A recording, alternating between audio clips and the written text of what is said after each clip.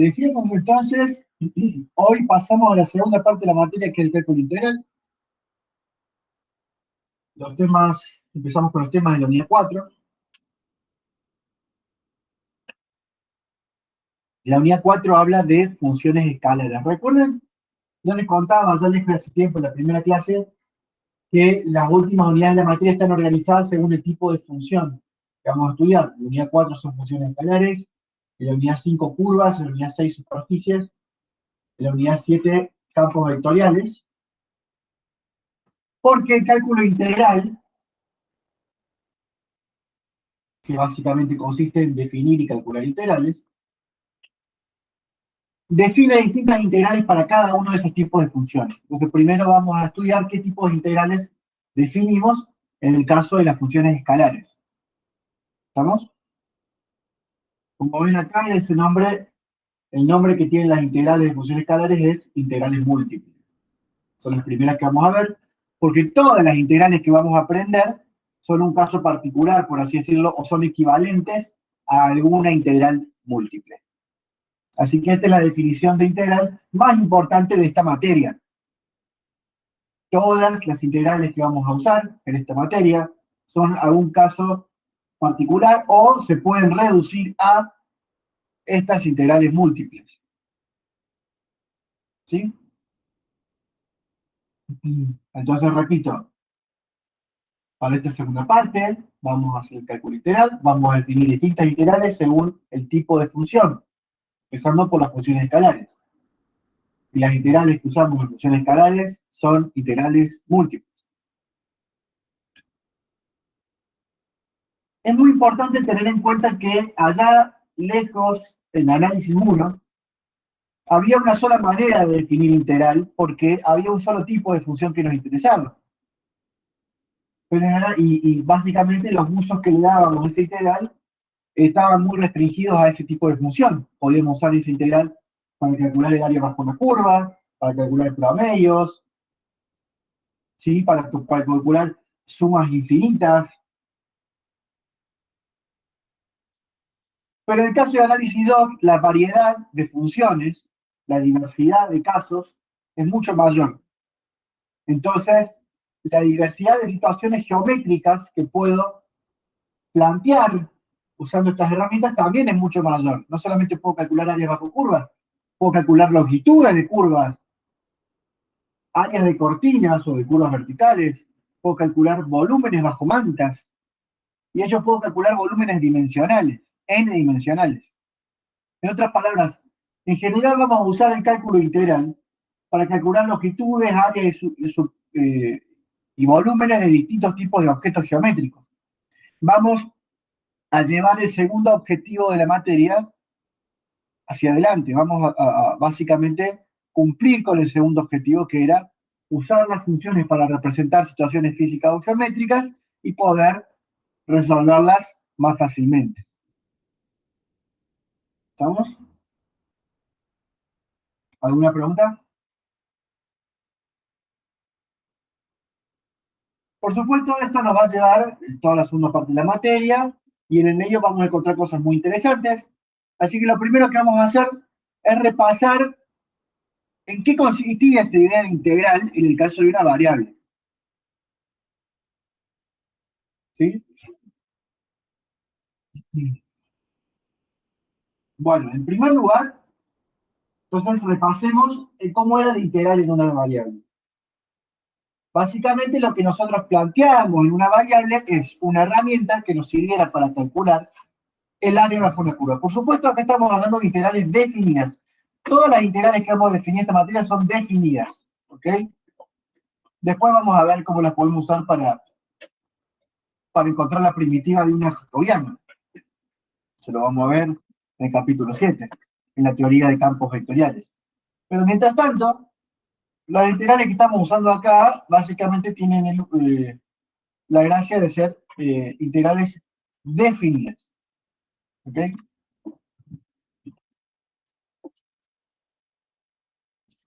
Entonces, en una variable, una integral definida, se usaba básicamente, o estaba inspirada por la necesidad de calcular el área bajo la curva. Para eso yo agarraba la curva y la pensaba, la curva que es un objeto geométrico, la pensaba como el grafo de una función. ¿Sí? O sea, represento la curva de manera explícita. Es decir, encuentro una función que tenga esa curva como grafo. Porque recuerden que los gráficos de análisis 1 son nada más y nada menos que los grafos de las funciones de análisis 1. Dado el caso, tenía que delimitar la región que a mí me interesaba, que sería un intervalo AB, y particionar, hacer una partición dentro de ese intervalo. Es decir, elegir n puntos, o mejor dicho en este caso, n más 1 puntos, T0, T1, T2, Tn más 1, T1 y Tn, de tal manera que A coincide con el primer punto y B coincide con el último. Y de tal manera que queden formados n intervalitos. Y 1 y 2 y n. ¿Okay? La idea es aproximar el área bajo la curva calculando el área de cada una de estas columnitas y sumándolas. Si quisiera calcular, por ejemplo, el área de esta columnita verde, puedo hacerle un poco de zoom.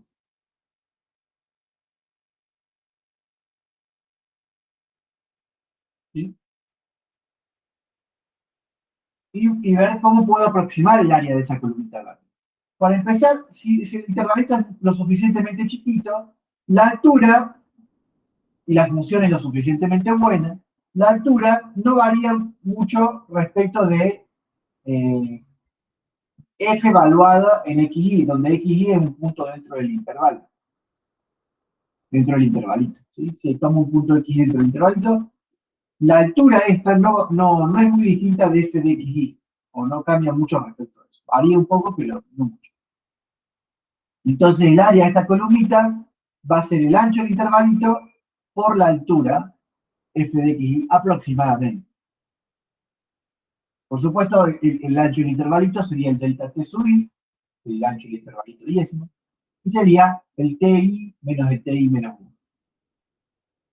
Entonces, aproximadamente el área de la columnita iésima va a ser f de xy, que es la altura, por la base, que es el delta t sub i. Entonces, el área total de todas las columnitas, que sería el área que yo voy a buscar acá, aproximadamente, sería la suma de esas áreas particulares de cada intervalito, o sea, la suma entre 1 y n de a sub i, es decir, la suma entre 1 y n de f de xy por el delta t sub i. Hasta acá, ¿estamos de acuerdo? Sí, pues. Vale, acá tienen que responder. Estamos de acuerdo, bien, genial. Pero esta misma idea la vamos a llevar a varias variables. ¿Okay? Así que asegúrense de entender todo. Si nosotros hacemos que los intervalitos sean cada vez más chiquitos, de tal manera que el delta t sub i tienda a 0. O sea, podríamos, por ejemplo, particionar para que todos los intervalitos tengan el mismo ancho delta t y hacer que delta t tienda a 0. ¿Sí? Entonces, el área esta que en principio era aproximada se vuelve igual, no aproximada. Entonces, en el límite, cuando los delta t sub i tienden a 0, la cantidad de intervalitos tiende a infinito, obviamente. Y la fórmula, la expresión esta aproximada para el área, queda una igualdad, una aproximación. Entonces, el área va a ser el límite cuando hay infinitos intervalitos de la suma de la altura de cada intervalito por el ancho de cada intervalito, que si podemos hacer que todos sean iguales, sería nada más y nada menos que el ancho del intervalo completo dividido n. En el límite de este tipo de sumas, ¿sí? Cuando es una suma de infinitos términos,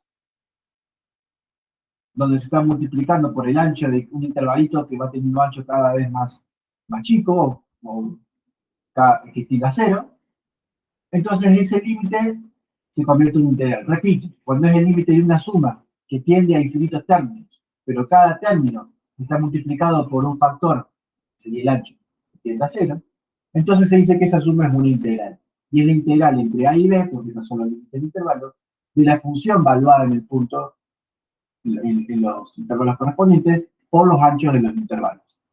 Pero la notación en el límite infinitesimal es que la suma se convierte en integral, la función sigue siendo función, pero está evaluado en un x genérico de intervalo, no necesariamente en un x de un intervalito, y el ancho se convierte en un ancho infinitesimal de X. Es muy importante resaltar, y me van a escuchar decirlo muchas veces, que toda integral tiene tres partes. Estén tácitas o no, toda integral tiene tres partes, así como toda oración bimembre tiene sujeto y predicado. Bueno, toda integral tiene tres partes. La primera parte es la suma, el símbolo de la integral, los límites de integración, que me dice en qué región estoy integrando, en qué intervalos, en qué intervalitos sería. Muy importante. La segunda parte es la función que estoy integrando, la que me da la altura hasta la cual tengo que llegar para calcular las áreas.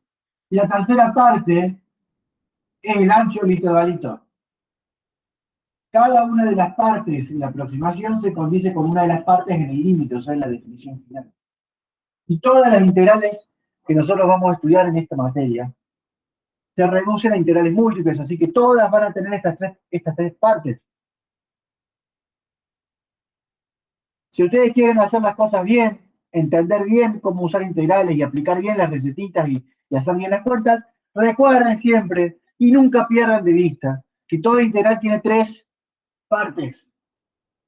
La suma o los límites de integración, o el símbolo integral, como prefieran llamarlo, la función que es el integrando y el diferencial o la variable de integración.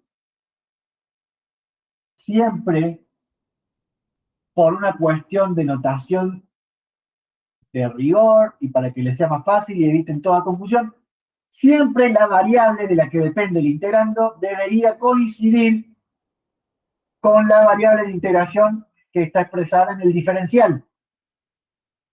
Y al mismo tiempo, los límites de integración deberían siempre demarcar los posibles valores o el rango de valores de la variable respecto de la cual estoy integrando. ¿Estamos? Si ustedes sostienen esa coherencia entre esas tres cosas, entonces les va a ir bien. Los límites de integración me dicen de dónde a dónde va la variable integrando, que es x. Y la función integrando tiene que estar siempre expresada en términos de esa variable respecto de la cual estoy integrando. Decíamos en el análisis 1 que f es integrable en un intervalo si es, o solo si, es el límite converge, o sea, si ese límite existe. En tal caso, ese límite es la integral de f en AB y representa el área bajo la curva entre x igual a y x igual a b. Por supuesto, esta definición fue inspirada geométricamente para calcular ese área, pero es más rica que el área es solamente uno de los usos. La definición esta es más rica, va más allá de calcular áreas. Entonces simplemente la definimos de esta manera, siendo prácticos y diciendo que una función es integral si ese límite existe, y en caso de que exista, tenemos una definición rigurosa para saber qué significa área, que hasta este momento teníamos definiciones geométricas básicas, pero no analíticas rigurosas. ¿Ok? ¿Preguntas? Está claro esto, ¿no? Esta idea. Bueno, vamos entonces a intentar definir cómo es esta historia en caso de varias variables. ¿Qué les parece a ustedes que podría pasar en varias variables? O sea, ¿qué cambia si paso a varias variables?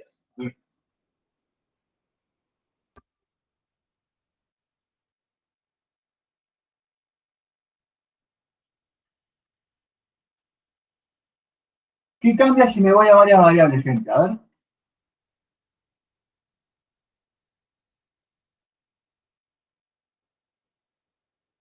¿Qué cambiaba siempre cuando yo me iba a varias variables? El área es de una superficie. Bueno, sí, porque recuerden, varias variables ya dije, podemos calcular longitudes, área de superficie, longitud de curvas, área de superficie, o volúmenes de regiones. Va a haber más diferenciales, claro, pero ya no hay una sola variable, hay varias. Entonces ya no es respecto de X, puede ser respecto de X, de Y, de Z, puede ser respecto de U, de B y de W. Puede haber más variables de integración, digamos, puede haber más variables respecto de las cuales estoy integrando. ¿Qué más cambia? El dominio no es necesariamente un intervalo real, el dominio puede ser una región del plano, porque puedo integrar una función que dependa de R3 o R2. Entonces el dominio puede ser una región del plano, puede ser una región del espacio. Y el grafo de la función puede no ser una curva, puede ser una superficie en R3, por ejemplo, o algo que no pueda dibujar. Si estoy calculando el área bajo una curva, en este caso, porque es una función de R en R, ¿qué pasaría si tuviera una función de R2 en R? Si una función de R2 en R, su grafo sería una superficie en R3. Entonces, no sería el área bajo el grafo de la función, sino que sería el volumen bajo la manta, que es el grafo de la función. ¿Entiendes? O sea, tenemos un montón de cosas que pueden pasar, pero a grandes rasgos, acá estamos calculando el área bajo el grafo de la función, pero si nos vamos a una función de R2 en R3, por ejemplo, como para decir un caso sencillo, ahí tendríamos un volumen bajo una manta. Entonces, ¿cómo podemos plantear esto mismo, que usamos para calcular el área bajo una curva, llevando a R3 y pensar en cómo calcular el volumen bajo una manta? Repito, también se puede calcular áreas bajo cortinas, cosas cuatrodimensionales, pero vamos a hacer un primer acercamiento, una primera generalización. Ya sabemos cómo es el procedimiento para definir el área bajo un grafo, cuando el grafo es una curva en R2. Vayamos a definir cómo es el procedimiento análogo para el volumen bajo una manta, o sea, bajo un grafo, cuando el grafo es una manta en R3. O sea, veamos el siguiente paso de complejidad. ¿Qué pasa si en vez del dominio estar en R, está en R2? ¿Cómo calcularíamos el volumen bajo una manta?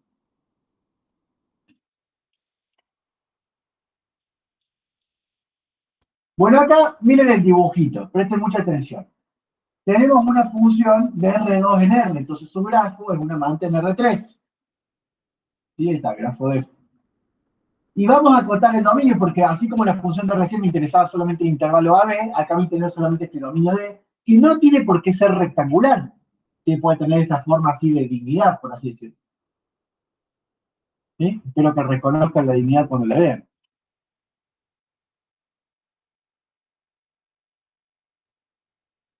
Entonces, ¿cuál es la analogía acá? Pasamos de un dominio en R a un dominio en R2. Entonces, el grafo pasa de ser una curva en R2 a ser una manta en R3. Porque, bueno, estamos trabajando con funciones escalares, así que la f devuelve un solo valor. ¿Sí? Eh, y en ese caso, en vez de tener un área bajo la curva, lo que vamos a tener es un volumen bajo una manta. Por supuesto, uno podría tener ya un dominio en R3, y entonces el grafo estaría en R4, y ya no lo podría dibujar, y ahí tendría un volumen cuatridimensional, pero bueno, en fin, vamos a algo que podamos visualizar, que es lo que más vamos a usar. Esto se puede extender a cualquier dimensión, pero vayamos al caso que podemos visualizar, así lo entendemos. Entonces, tenemos un dominio en forma de dignidad, ¿por qué? Porque puede tener la forma que se le ocurra, pero lo importante es que ese dominio está acotado, ¿no es cierto?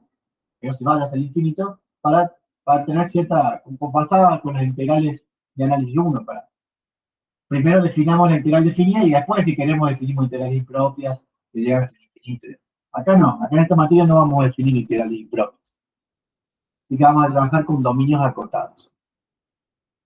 Bueno, espero que se entienda el dibujo, ¿sí? Tenemos la manta y la función del dominio, y por supuesto acá sobre la manta yo marqué cuáles son los puntos del grafo que caen exactamente arriba del dominio, es decir, cuáles son los que me interesan. ¿Estamos de acuerdo? Y al mismo tiempo que antes yo planteaba una partición del intervalo, acá voy a plantear una partición del dominio. Pero para poder plantear una partición propiamente dicha, voy a encerrar ese dominio en un rectángulo que lo contenga. Este rectangulito que llamé R. El dominio este lo encerré en un rectángulo R. Y ese rectángulo R, como ven, también está dibujado acá abajo. ¿Sí? A cada dimensión del rectángulo, o sea, a su parte horizontal y a su parte vertical, las voy a particionar. ¿Qué sería esto? Hacer una grilla. O sea, particiono la parte vertical y particiono horizontal y me queda una especie de grilla. ¿Ok? Una grilla de rectangulitos. Y voy a llamar a cada rectangulito un rectangulito IJ. ¿Sí? ¿Estamos de acuerdo acá? Fíjese que en este rectángulo la variable X va entre A y B y la variable Y va entre C y D. Y el rectangulito IJ corresponde al yésimo rectángulo dentro de la partición en X y al jésimo rectángulo dentro de la partición en Y. Entonces, si yo quisiera calcular el volumen bajo la manta, lo que tengo que hacer es pensar que arriba de cada una de estos rectangulitos hay una columnita que llega hasta la manta. Arriba de cada uno de estos rectangulitos hay una columnita que llega hasta la manta. ¿Verdad? Entonces el volumen total bajo la manta, al menos el que me interesa a mí, que es el que cae arriba de este dominio, sería la suma de los volúmenes de todas las columnitas que están sobre el rectangulito de este dominio. ¿Estamos de acuerdo? Para tener una primera aproximación al volumen bajo esta manta que cae arriba del dominio, tendré que sumar los volúmenes de todas las columnitas que caen arriba del dominio.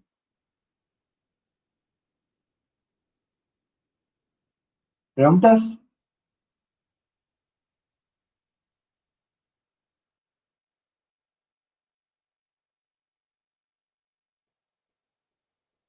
Quiero saber si se entiende la analogía con el caso de una variable.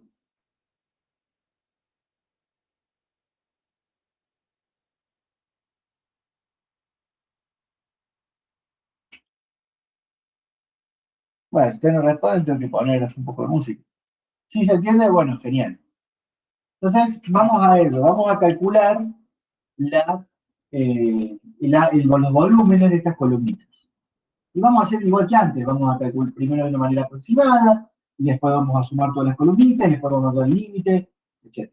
Para eso vamos a usar una notación específica. Fíjense que llamo P al conjunto de puntos que forman la grilla, es decir, a la partición de este rectángulo bidimensional, y voy a llamar módulo de P, ¿sí?, al máximo de todos al valor máximo, al más grande, de todos los lados de todos estos rectangulitos.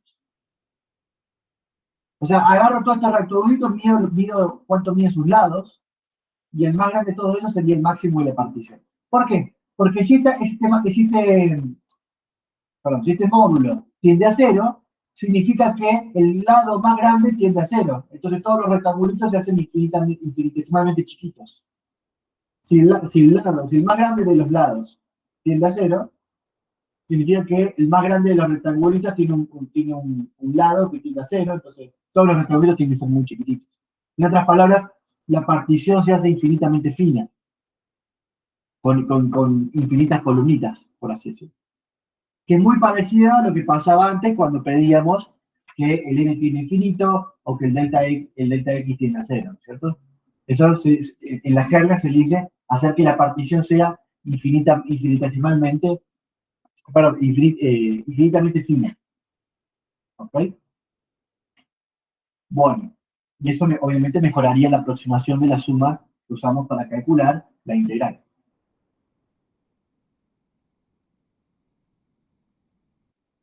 Bueno, calculemos cuánto sería el volumen de una columnita yésima. Para eso vamos a tomar un punto cualquiera que esté en el rectángulo ijésimo. Y f evaluado en ese punto llegaría a esta altura, más o menos, que sería aproximadamente la altura media de la columnita. Si la función es buena, con tomar un punto cualquiera ahí adentro, f evaluado en ese punto me da la altura aproximada de la columnita. Entonces, el volumen de la columnita IJ, y acá dice un suma la columnita, agarro un punto cualquiera ahí adentro, y esa sería la altura aproximada. El área del rectangulito IJ lo llamo AIJ. AIJ es el área del rectangulito IJ.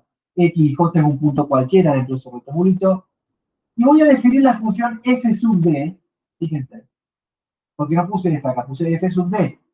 Voy a definir la función f sub d como la función que dentro del dominio vale lo mismo que x y fuera del dominio vale 0. O sea, dentro del dominio de interés vale lo mismo que f, o sea, llega hasta esta cosa, pero fuera vale 0.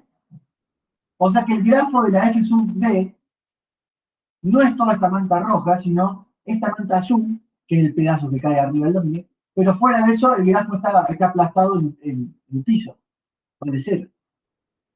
Así que, si yo miro el área el volumen de la manta roja arriba de este rectángulo, estoy contando pedazos o columnitas que no me interesan, ¿se entiende? Por ejemplo, esta. Si yo mirara el volumen de la manta arriba del rectángulo entero, estoy contando rectangulitos que no me interesan.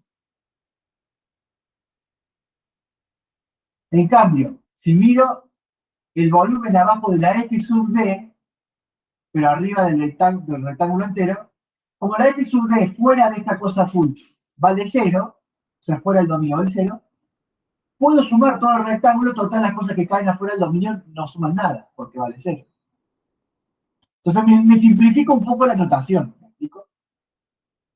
En vez de estar pensando, uy, ¿cómo defino este dominio y cómo defino la frontera de este dominio, etcétera, etcétera? Directamente sumo en todas las columnitas del rectángulo, pero si sumo los valores de f en todas las columnitas del rectángulo, estoy considerando cosas de afuera también que no me interesan. En cambio, si sumo los valores de la f sub d, que es la que vale f ahí adentro del dominio y 0 afuera, ahí no estoy sumando nada de eso. Entonces, para simplificar la notación, uno define esa f sub d. ¿Okay? La que vale f arriba del dominio de interés y 0 afuera. Entonces, cuando yo sumo todo el rectángulo, voy a estar sumando solamente la región que me interesa. ¿No? En tal caso, el volumen de esa columnita va a ser aproximadamente igual al área por la altura. Y el área de rectángulo J por la altura aproximada que es f sub d de un punto aquí. ¿Hasta acá me siguen?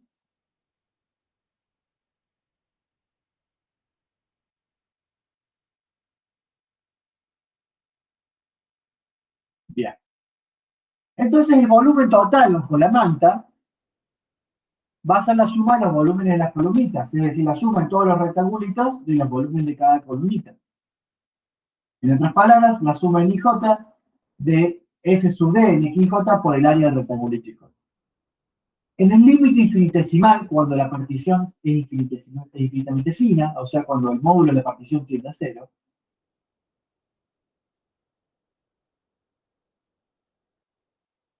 entonces voy a tener el límite de la suma en IJ de esto por el área rectangular. Y esto lo pienso como, al igual que antes, la integral, ¿sí? La suma infinita de algo que tiene que no tiende a infinitos términos, pero donde cada término está multiplicado por algo que tiende a 0, sería una integral. De la función integrando sería la f, pero profe, ¿no era la f sub d? Claro, pero queda claro que es la f sub d, porque son los valores que me interesan de f, pero solamente en el dominio d. Entonces acá en el símbolo integral aclaro en qué dominio me interesa. Fuera de eso no me interesa nada. Y el área del rectangulito, la notación que usamos en varias variables, es d2 de x. Esta es simplemente notación, me dice que es, representa el área infinitesimal de un rectangulito de dimensión 2. ¿Ok? Hay muchas notaciones distintas para esto, pero yo recomiendo que usen esta, para este curso. ¿Ok? Porque con el numerito incluido que me dice en qué dimensión tiene ese rectangulito. Recuerden que A y J es el área de un rectangulito de 2 dimensiones, ¿sí? O sea, acá el dominio de f es de R2. O sea, acá pongo D2 de X. O sea, en otras palabras, esto también me está diciendo que la variable X vive en R2. La variable X, donde estoy evaluando el integrando, vive en R2. Y fíjense que se cumplen los mismos criterios de antes. La integral tiene 3 partes, y las 3 partes son coherentes entre sí. Está la variable de integración o el diferencial que me dice cuál es la variable respecto a la cual estoy integrando, en este caso X. Está la región de integración o el símbolo integral, los límites de integración, si quieren, que me dice a dónde, qué dominio recorre esa X. ¿Se acuerdan que en una variable me decía que va desde A hasta B? Bueno, acá me dice que esos X los considero solamente perteneciendo a este dominio, no los de afuera. Y por último, X es precisamente la variable en la cual estoy evaluando el integrando también. Entonces hay una coherencia entre estas tres cosas. Este es el dominio que barre o recorre la variable X, y la función se evalúa también en la variable X. ¿Por qué? Porque estoy integrando respecto de la variable X. Y esto además me deja claro que X es un punto en R2. Y por lo tanto el área de este rectangulito es un área del rectangulito de R2. ¿Está? Fíjense toda la información que encierra esa notación. Por eso les recomiendo que la usen así como se las doy, al menos para esta materia. ¿Van a encontrarla con otra notación? Sí, pero recomiendo que la usen así. Y así como yo se las voy a dar en los ejercicios, cómo se las voy a tomar. ¿Preguntas?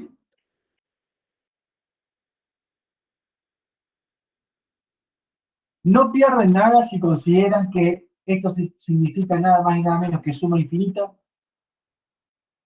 de términos en esta región. Esto son la altura y esto es el ancho del intervalito, del rectangulito.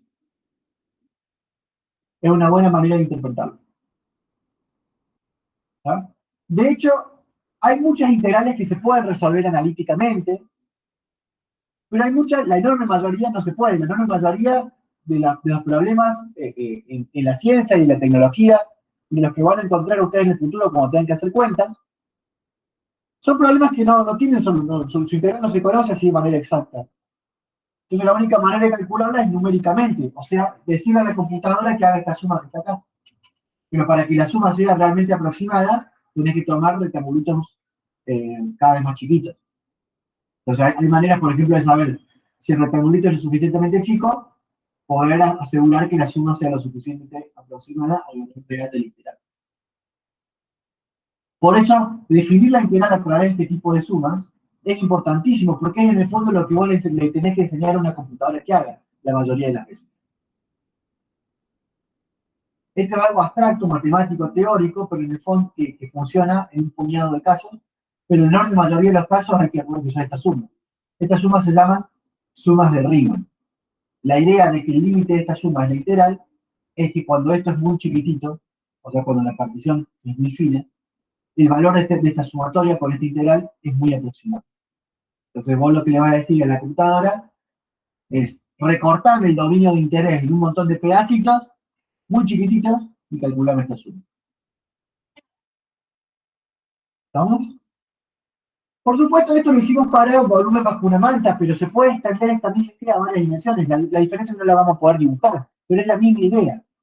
Si en vez de agarrar un dominio en R2, agarráramos un dominio en R3, o R4, o en Rn, estaríamos agarrando un rectángulo n-dimensional. En vez de agarrar un rectángulo en R2, sería un rectángulo n-dimensional. Y el dominio sería un volumen y la integral me daría un volumen n más 1 dimensional. Porque el dominio estaría en Rn y f devolvería en R, entonces el grafo estaría en Rn más 1. Y el volumen bajo el grafo sería n más 1 dimensional.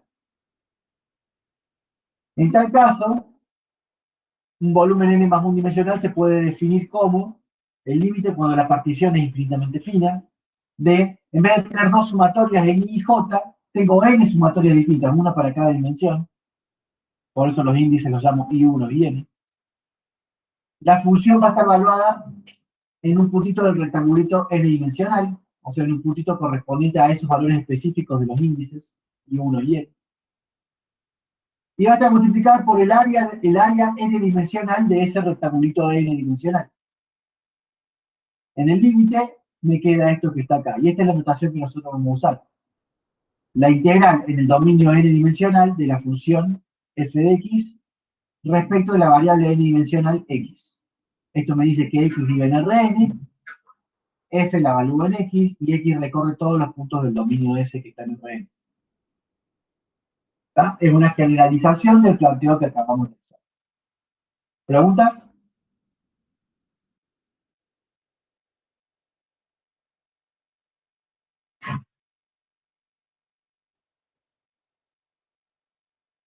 Bueno. Entonces, definamos de manera rigurosa qué significa que una función sea integrable.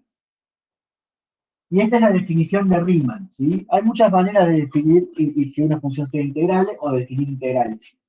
Esta es la definición de Riemann, por eso la conocemos como integral de Riemann. Todas las integrales, es una de las maneras de definir una integral múltiple, la integral de Riemann, ¿sí?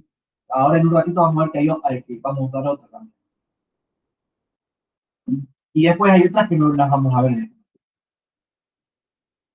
Pero este desarrollo que hicimos recién, esas sumas que se vuelven cada vez más términos, se llaman sumas de Riemann. Entonces, esa manera de definir integral se llama integral de Riemann. Todas las integrales que vamos a ver en esta materia equivalen y se reducen a una integral múltiple, y todas las integrales múltiples que vamos a ver en esta materia son en el fondo equivalen a una integral de Riemann. Así que esta sería la definición que vamos a elegir para decir que una función es integrable. sea F un dominio en Rn, una función que está definida en un dominio de Rn y le vuelve valores escalares, porque recuerden, en esta unidad son todas funciones escalares. F es integrable A y sea D una región en Rn. Fíjense que no es lo mismo D que el dominio de F. Una cosa es el dominio de F, que es de sub F, y otra cosa es D, que es el dominio de integración. O sea, F puede estar definida, por ejemplo, en todo el espacio, pero que me interesa integrar solamente en una región. ¿Okay? Entonces, sea F una función de Rn en R y D un dominio de integración. Si dice que F es integrable en D, sí y solo sí. Para todo rectángulo n-dimensional que contenga D, existe. Acá me faltaría agregar que D tiene que ser acotado. Acá le voy a agregar así. Acotado. ¿Okay? Se podría definir, por supuesto, integral de Riemann, o sea, integral impropia, para dominios que lleguen hasta el infinito, o sea, que no estén acotados, serían, repito, integrales impropias. Se puede hacer eso, pero no, en esta materia no lo vamos a hacer. Si les interesa, en algún momento les puedo subir un apunte sobre integrales impropias de varias variables para que lo lean, pero no lo voy a pedir, no lo vamos a tomar, etc. Entonces vamos a pedir que el dominio sea acotado. Decimos entonces que F es integrable en ese dominio, sí, solo sí, para todo rectángulo n-dimensional que contenga eso, porque fíjense que cuando nosotros decimos la obtención de la suma de Riemann, sí, esta es la suma de Riemann, digamos. Esta sería la suma de Riemann. Lo que vos le hacés calcular a la computadora es la suma de Riemann. Bueno, fíjense que yo tuve que usar un rectángulo que encierre a todo el dominio. Bueno, entonces decimos que es integrable si para cualquier rectángulo que encierra el dominio existe este límite, o sea, existe el límite de la suma de Riemann. Desde acá estoy sumando en todos los posibles rectángulos en los que particioné el dominio. Los valores de f sub d, porque no me interesa lo que valga fuera del dominio. X sub alfa es un punto que está en ese rectangulito. Y A sub alfa es el área de ese rectangulito. Acá en vez de hacer mi lío con los índices, directamente le llamo alfa. ¿Ok? Estoy básicamente, repito, sumando en todos los rectangulitos, f evaluada en un punto rectangulito por el área rectangulito, o sea, el volumen de la columnita correspondiente a ese rectangulito. Y el límite de eso, cuando la partición es infinitamente fina, me daría el integral que habíamos visto antes, ¿sí? ¿Ya? Pongo f sub d porque, repito, me interesa solamente lo que está dentro del dominio de iteración, no lo que está afuera, sino lo que está dentro de este d. Por más que la f esté definida en lugares de abajo. Entonces, acá, claro, f sub d tiene que ser la función que vale x, siempre que estoy adentro del dominio de iteración, o sea, el dominio de interés, y vale 0 si estoy afuera. Por supuesto, tiene que estar tanto dentro del dominio de f como el dominio de interés. Entonces sería la definición rigurosa. Y acá, claro, donde P es alguna partición n-dimensional de R, o sea, que sin importar quién sea el R que encierra el dominio, y sin importar quién sea la partición de ese R, este límite tiene que existir. Donde P es alguna partición n-dimensional de R, los rectangulitos de R sub alfa son los rectangulitos n-dimensionales formados por esa partición, X sub alfa es un punto de ese rectangulito, y A sub alfa es el área n-dimensional de ese rectangulito. En tal caso, este límite se llama la integral de Riemann, pero va a ser la integral a secas para nosotros en esta materia, de f en el dominio de iteración D. Y se usa esta notación, la integral de f en D, o bien integral de f de x respecto de la variable x de R. Esto sirve para hacer cuentas rápidas o relaciones teóricas rápidas, pero este es lo que a ustedes les recomiendo que usen siempre para hacer cuentas prácticas, ¿sí? Para registrar cuál es el dominio, cuál es la función, cuál es la variable de iteración. ¿Estamos? El límite de esta suma se denota de esta manera. A esta cosa que representa el área de un rectangulito n-dimensional, Bueno, si es n-dimensional, sea un rectangulito n-dimensional, puede que no sea un área, puede ser un volumen n-dimensional. Entonces, a esta cosa que representa el volumen de un rectangulito n-dimensional se le llama diferencial de volumen. Lo van a ver con otras notaciones también, pero yo recomiendo, repito, que usen. Básicamente representa el volumen n-dimensional de un rectangulito, o de un paralelepípedo, si quiere. Si el límite existe para algún rectángulo que contenga el dominio, porque fíjense, es integral si esto existe para todo rectángulo que encierra el dominio. ¿Cómo hago para comprobar que algo es integral? ¿Tengo que agarrar cualquier posible rectángulo y comprobar que esto existe? No. ¿Por qué? Porque si el límite existe para algún rectángulo que contenga el dominio, entonces existe para todos los rectángulos que contienen el dominio. O sea, no necesitamos hacernos líos por eso.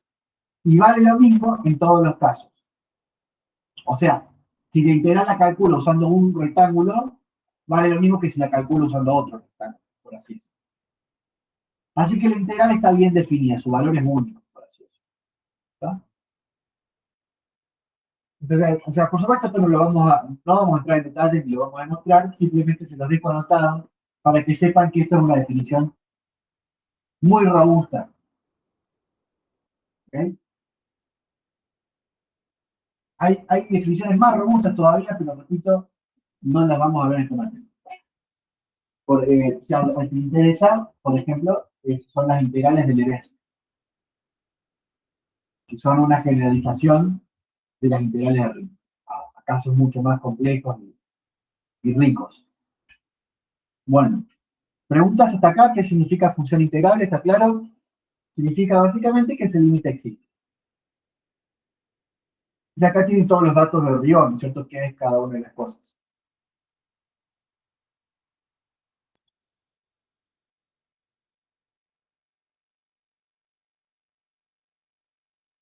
Bueno, pasemos entonces, ya que definimos las integrales de Riemann, definamos el otro tipo de integral que nos interesa, que son las integrales iteradas.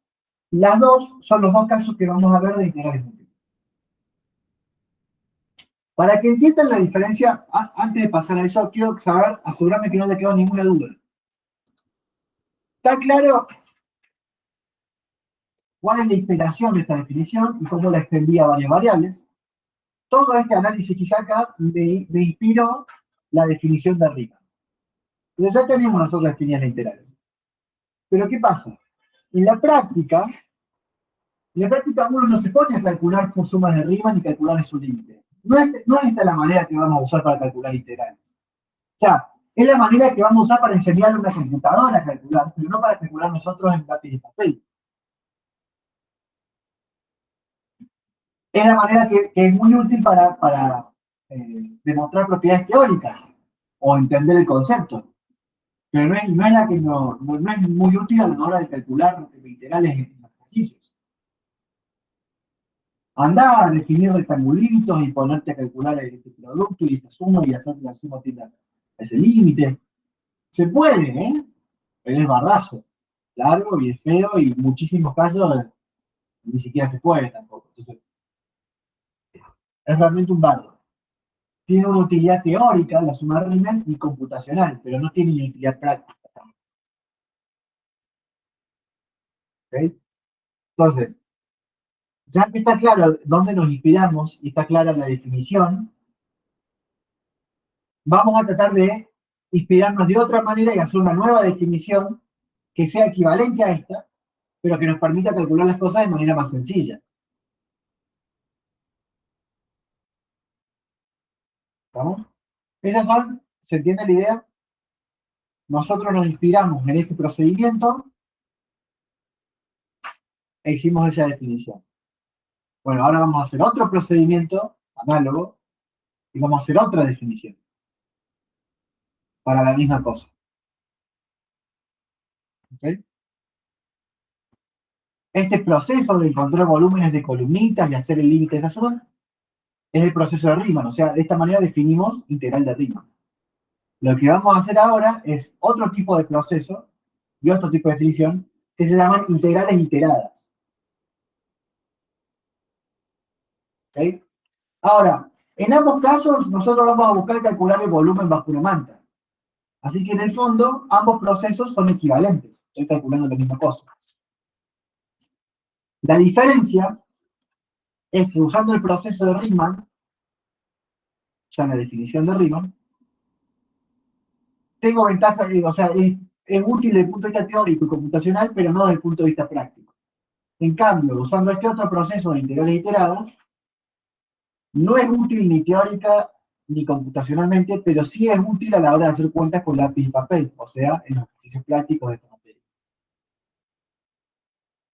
Entonces, mi recomendación es que usen este paradigma, el de Riemann, para entender a nivel teórico las integrales, y obviamente el día que deseen calcular numéricamente en una computadora, y usen este otro paradigma cuando tengan que hacer ejercicios. Nosotros ahora vamos a ver de qué se trata este otro paradigma, este otro enfoque para llegar al mismo resultado. Y después vamos a mostrar que son equivalentes los dos. ¿Sí?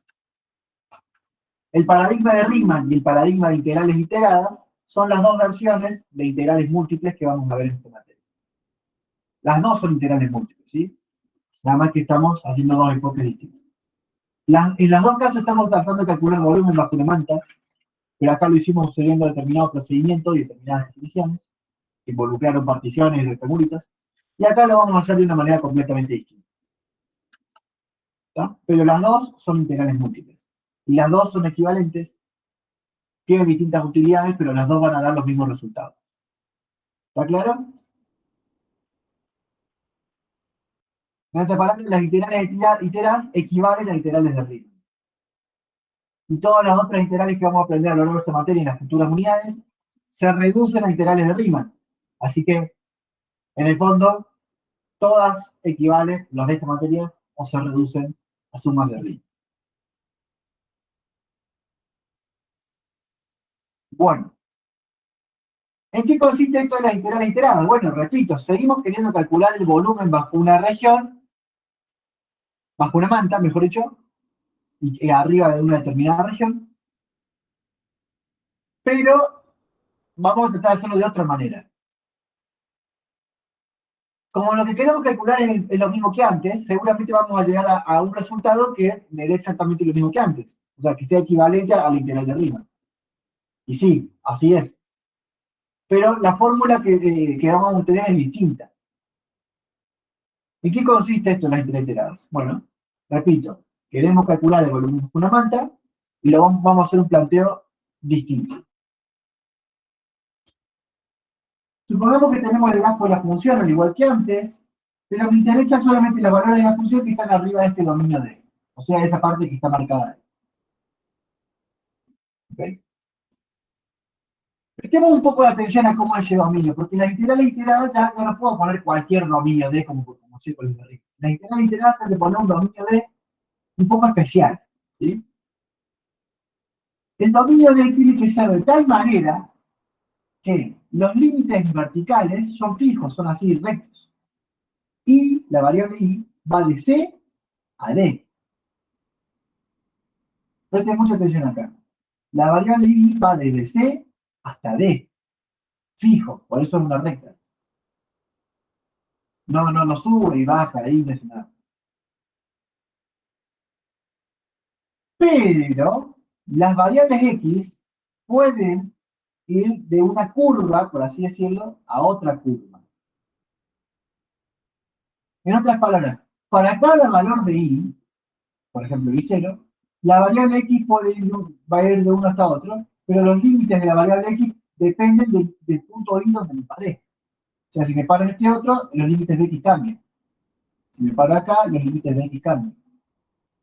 ¿Sí? En otras palabras, los límites de X son función de Y. Entonces el dominio es muy especial. Los límites de Y son fijos y los límites de X son funciones de Y. El primer límite pues, lo puede empezar como X, una función G sub 1 de Y, y el segundo límite X, una función G sub 2 de Y. Este es el grafo de esta función y este otro es el grafo de esta otra. De tal manera que al parar menú Y, los límites de X son eso. ¿Se entiende?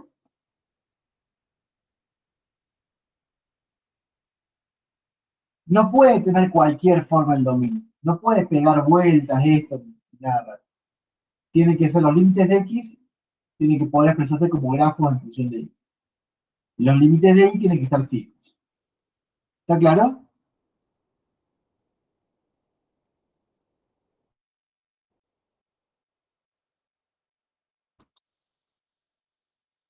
Sí, ¿no? ¿Siguen vivos ahí? Sí, bueno. En tal caso, fíjese que ese dominio lo copié acá, más o menos, ¿no es cierto? Como que salió. ¿Cómo voy a hacer para calcular usando esta cosa el volumen bajo la manta? Bueno, voy a agarrar un valor fijo de I sub 0 y voy a considerar que un pequeño ancho de esta subida.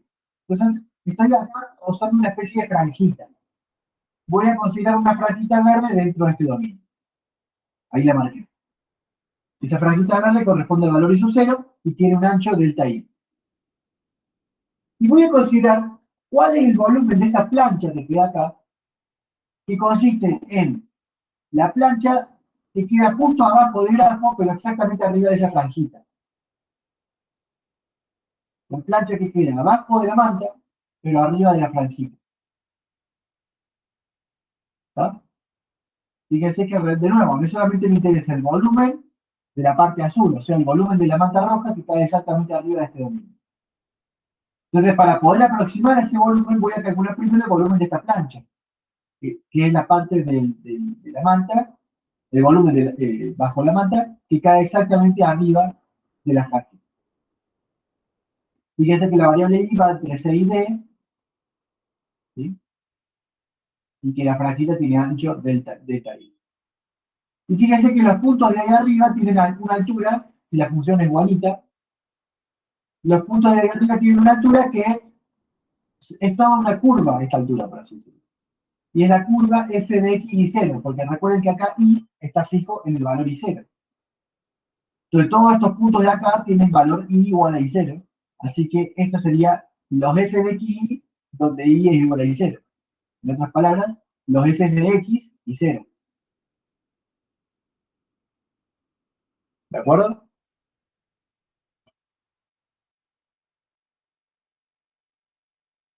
¿Cómo sería el volumen de esa planchita? Bueno, primero calculemos el área de la plancha.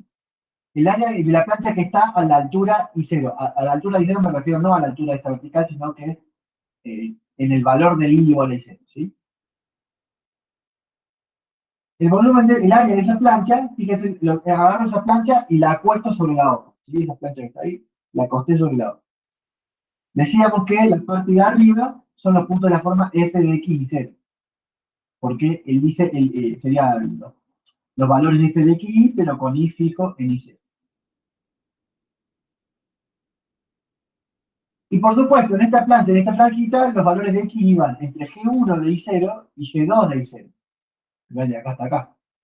Entonces, cuando yo acosté la plancha, ¿sí? Va de G1 hasta G2 de I0. Agarré esa plancha así y la acosté así. ¿Sí? Y quedé así de ahí. ¿Cómo calculo el área? Bueno, esto es un área bidimensional y yo conozco el grafo, lo puedo pensar como el grafo bajo la f de x y 0. O sea, puedo pensar que esto que está acá es una función de x. Y sí, porque el y está fijo, digamos. Entonces esto lo puedo pensar como el grafo de una función de x. Y el área bajo un grafo es muy fácil. Hago como un análisis 1. El área de la plancha a la altura y 0, que es el área verde esta que está acá, es la integral entre los límites estos, entre el intervalo este, G1 y 0, G2 y 0, de la función esa como función de x. O sea, si fijo y 0, acá me queda una función de x. Y así como calculo ese área. ¿Están de acuerdo?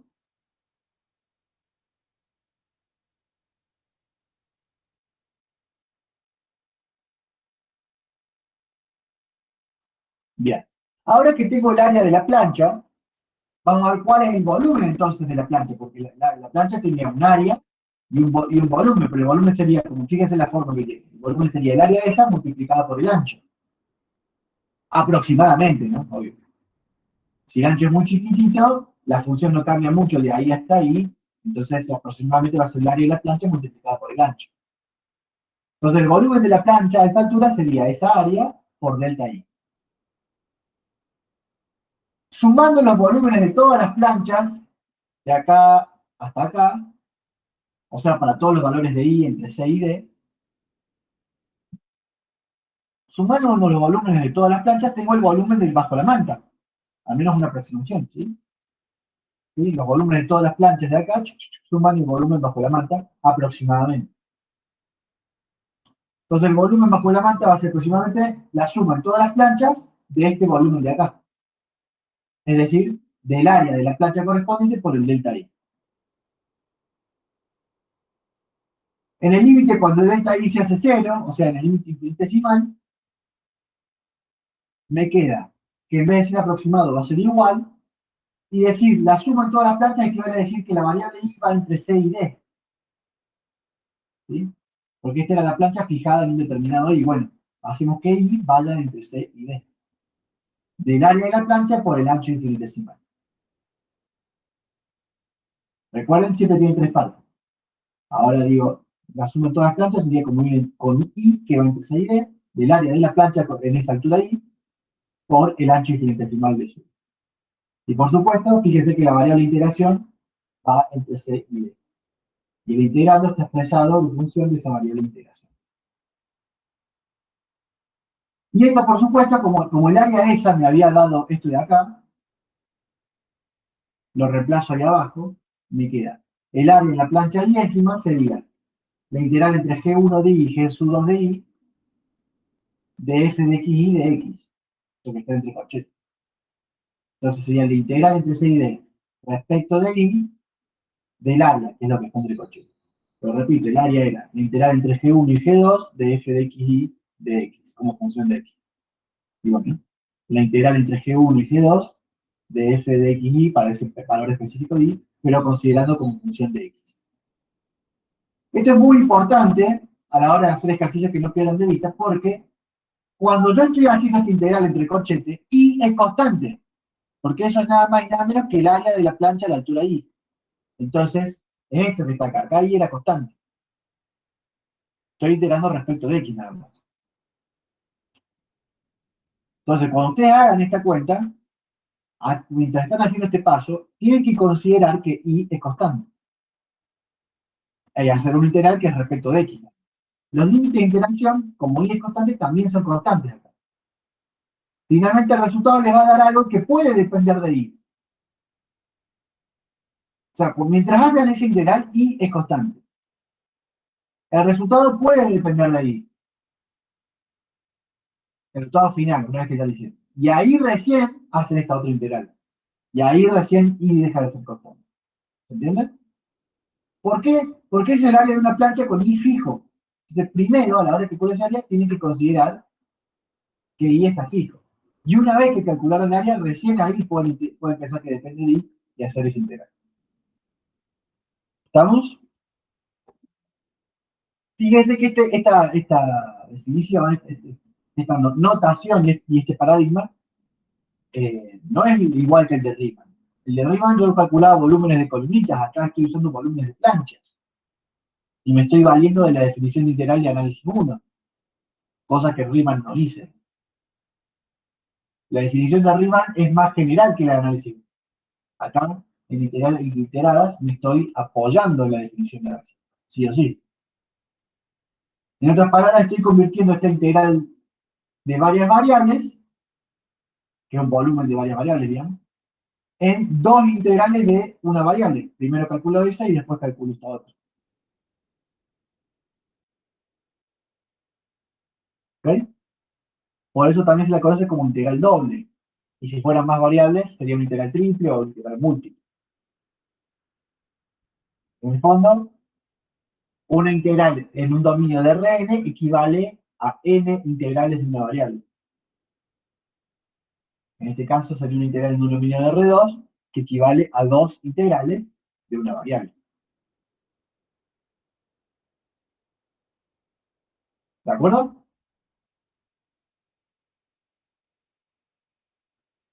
Eso y la integral de Riemann son equivalentes, como vamos a ver ahora en un ratito. En ambos casos, estamos calculando el volumen bajo la manta. Acá solo me preguntan, ¿cómo se calcularía la G? Bueno, eso, ahí está, como se dice, la mayor dificultad de la mayoría de los problemas. Van a ver que los problemas integrales múltiples, el 90% de la dificultad es plantearlo. O sea, llegar a esto. Una vez que llegan a esto, hacen integrales de análisis 1, o sea, es fácil, digamos. El problema es saber plantear esto. Saber bien cómo plantear la G1 y la G2 y en qué orden, etc. Eso lo vamos a discutir ahora, antes del recreo. Y cuando vamos al recreo vamos a hacer varios ejemplos. ¿Cómo me doy cuenta quiénes son G1 y G2? Bueno, vamos a hacer un par de observaciones. En primer lugar, así como acá yo usé un dominio donde los límites en X son función de Y y los límites de Y son fijos, podría haber usado un dominio donde los límites de X son fijos y los límites de Y son función de X. Y en ese caso, en vez de dar planchas en Y, usaba planchas en X. Es exactamente la misma idea.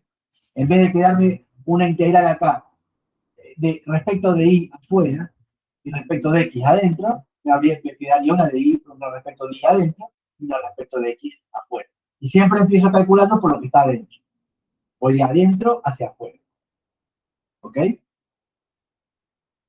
¿Cómo encuentro quiénes son fornecedores? Y bueno, cada problema me dice cómo está, cuál es el dominio de interés y yo me tengo que dar cuenta, mirando quién es el dominio, quién es su frontera, por así decirlo. Y cómo encontrar la forma explícita de su frontera. A esta altura, ustedes deberían tener la práctica para saber detectar cuál es la frontera y cuál es la forma explícita de esa frontera o cómo me conviene ponerlo. No hay una sola receta para eso, es cuestión de practicar ejercicios. Pero vamos a hacer varios ejemplos, así que vamos a hacer un montón de ejemplos. Así que quédense claros. Ahora les voy a mostrar varias observaciones de casos generales que pueden aparecer. ¿Sí? Yo quiero saber si se entendió la idea de este planteo. Si se entiende por qué esto representa el volumen bajo la mano. Esa parte, ¿se entendió?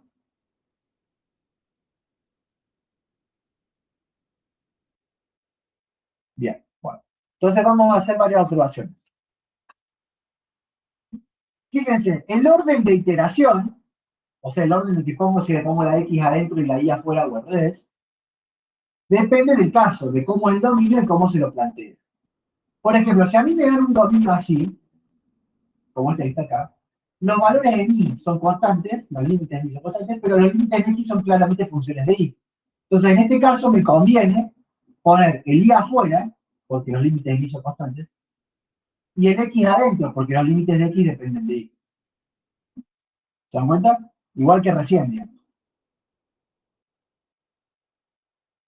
Siempre me conviene dejar más afuera al que es más robusto, o sea, al que tiene los límites más constantes que no dependen del otro. ¿Está? Lo cual es lógico, porque si este tiene límites que dependen de Y, el resultado final de este integral es un volumen que no debería depender de ni X ni de Y, debería ser un numerito. Entonces, si este tiene límites que dependen de Y, no lo puedo dejar afuera, porque si lo dejara afuera, el resultado final dependería de Y. Y no. ¿Está? Si tiene límites que dependen de Y, a eso le debería seguir una integral respecto de Y para que me termine quedando una constante. En cambio, si yo tuviera el caso este, de que los valores, los límites en X son fijos, pero los límites de Y los puedo pensar como funciones de X, entonces me conviene dejar el X afuera, entre A y B, y que los límites de Y sean de la función de abajo a la función de arriba.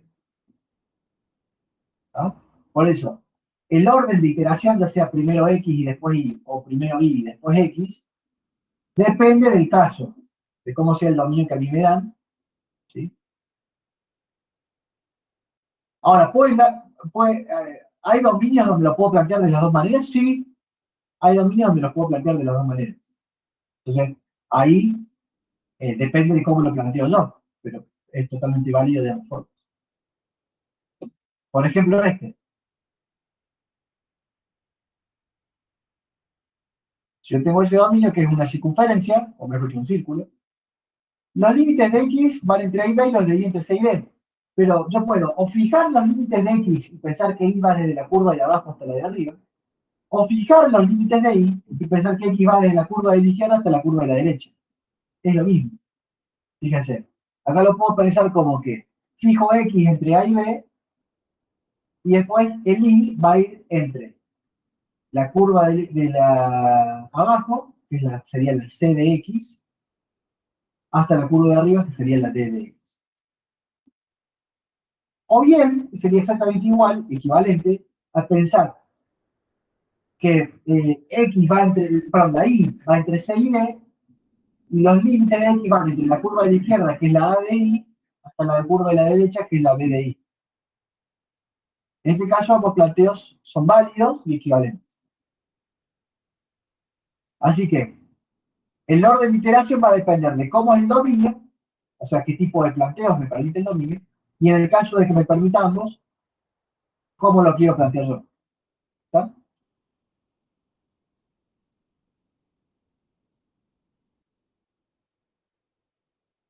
¿Preguntas?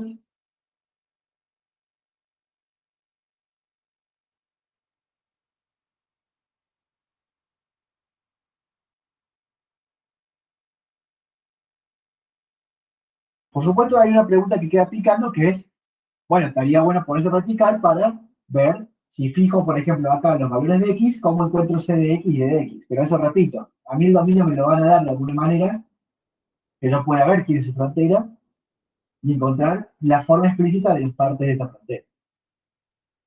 Y eso, repito, lo vamos a practicar mucho. Ahora, después del recreo, vamos a hacer un cuantos ejemplos. Y la clase que viene también, y la semana que viene también. Vamos a estar 4 clases enteras haciendo estas integrales. Bueno, fíjense, si me dan un dominio así, que es un dominio rectangular, es un caso muy especial, porque tanto los límites de X como los de Y son fijos, y no solamente lo puedo plantear de las dos maneras, sino que, sea cual sea la manera que lo planteo, los límites de la que está adentro no van a depender de la que está afuera. Por ejemplo, en el caso de la circunferencia, yo puedo plantearlo así, pero si lo planteo con X afuera, entonces los límites de Y dependen de funciones de X. Si lo planteo con Y afuera, los límites de X dependen de funciones de Y. Pero en este caso no. No importa cómo lo plantee, los límites son constantes tanto adentro como afuera. ¿Se dan cuenta?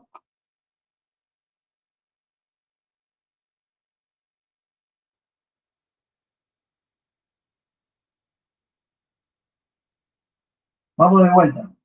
Miremos el círculo. En el caso del círculo, en el caso del círculo, si yo puedo elegir plantearlo de las dos maneras, por la forma que tiene lo mismo. Acá, por ejemplo, yo lo podría plantear de una sola manera. X está fijo entre A y B, X va siempre entre A y B, pero para un valor específico de X, Y va entre H1 y H2. Pero H1 y H2 son funciones de X.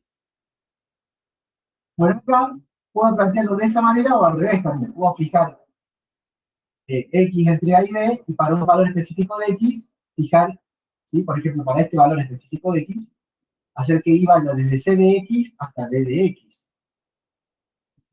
O bien, puedo decir que Y va entre C y D, y para un valor específico de Y, por ejemplo este, decir que X va entre A de Y hasta B de Y.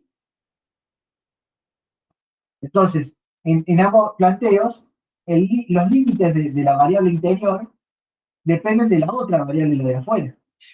Acá usé la Y adentro, pero sus límites dependen de la X que está afuera. Acá usé la X adentro, pero sus límites dependen de la Y que está afuera. En cambio, si es un rectángulo perfectito, digamos, los límites no dependen de la variable que está afuera. O sea, iba entre C y D sin importar cuál es el valor de X.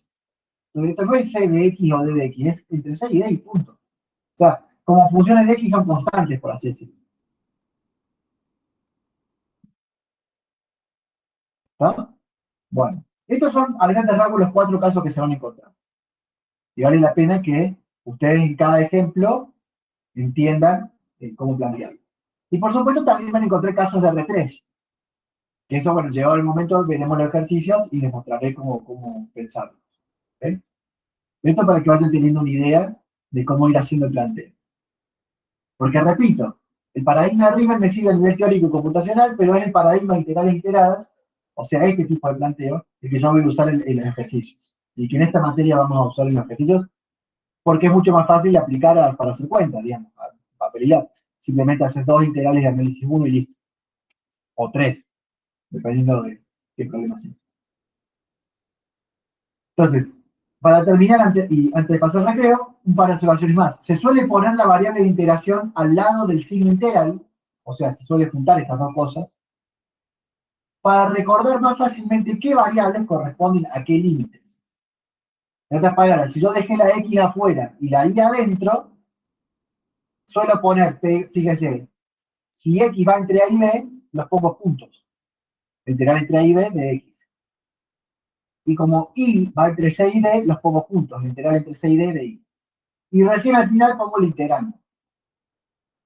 De esta manera, esta notación es mucho mejor en la práctica, porque me permite registrar de dónde a dónde va cada variable.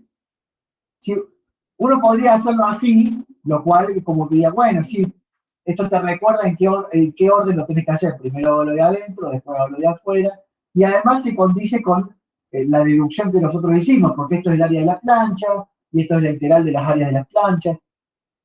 Sí, pero no. En la práctica, imagínate que tenés que integrar una integral múltiple de 5 variables. Se te vuelve un lío de corchete y perdés fácilmente de vista qué límites corresponden a qué variable, es fácil confundirse. Entonces, para evitar eso, directamente planteenlo así. Mientras vayan encontrando los límites de cada variable, pónganle inmediatamente al lado de qué variable se trata. Total, el integrando puede quedar al final. Y van resolviendo de adentro para afuera. O sea, primero resuelven esta y después resuelven esta otra. ¿Se dan cuenta?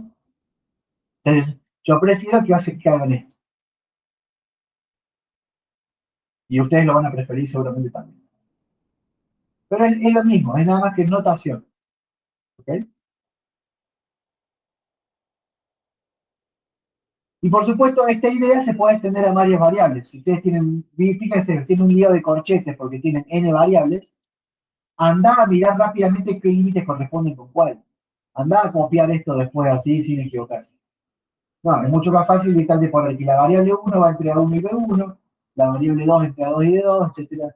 La variable n entre A y Bn, y la siguen integrando al final. ¿Preguntas?